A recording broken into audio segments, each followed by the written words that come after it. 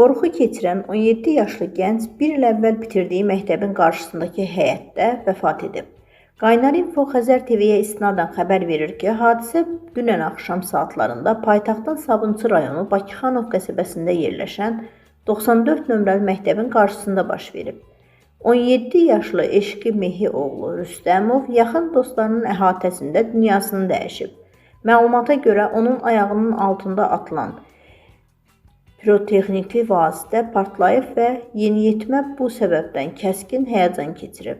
Hadisə anında Eşqi Rüstəmovun yanında olan həmyaşıdları da partlayışdan sonra onun ciddi təşviş yaşadığını bildiriblər. Hadisə şahidlərindən Fidan Hüseynovanın sözlərinə görə təcili tibbi yardım, ilkin yardım göstərdikdən sonra ərazidən uzaqlaşıb. Lakin daha sonra Eşqinin səhhəti yenidən pisləşib. Mərhumun qonşuları qeyd ediblər ki, Eşqi Rüstəmovun ailəsi əslən Cəbrayıl rayonundandır. O, ailənin tək oğlu olub və bir bacısı var.